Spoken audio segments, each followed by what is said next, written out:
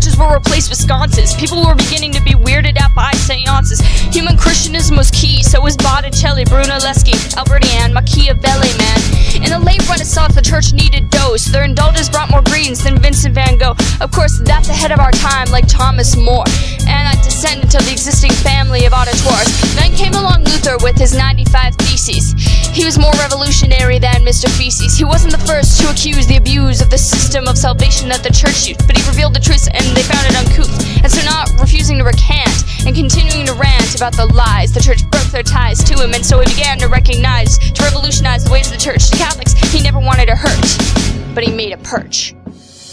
In the 18th century, the Enlightenment was key. The thought of progress, optimism, and religious toleration blew the minds of nations to the point of ill appreciation, till Voltaire offered an explanation. I may not agree to every word you said, I may not agree to every thought in your head, but I'll defend your right to say it until I'm dead.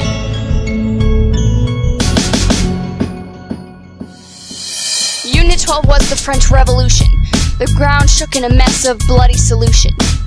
Louis XVI was the guy in charge, duh. He was a stout man with lots of debt. He was a schlub. He called together the Estates General, in which he had them take a vote on taxes overall. And when it was unfair, the third estate made a taxes and took the tennis court oath. You better get your racket. After they killed the king and queen for trying to escape, they killed hundreds of people whose ideas were cheapskate. Out of all of them, the bourgeois were killed the most, down like a haywire toaster to a piece of toast, until finally the terror only got worse.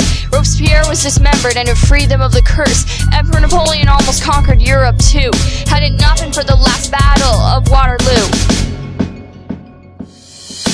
Imperialism was a time of riches. Europe's had sand in the britches, fighting over the land that did not belong to any of them. And what they got they would defend to the very end, and yet they were no friends, as all they tried to do was stay away and destroy away and take away the resources of the colonies and people. We're not too thrilled over the impending evil. World War I was a disaster of Europe's masters. Warfare only made it worse, faster and faster. Well, Stalin was becoming the popular man with this promise of peace, bread, and land. Hitler was eating his food when a voice yelled at him to move. The trench beside him exploded, yet he was not imploded.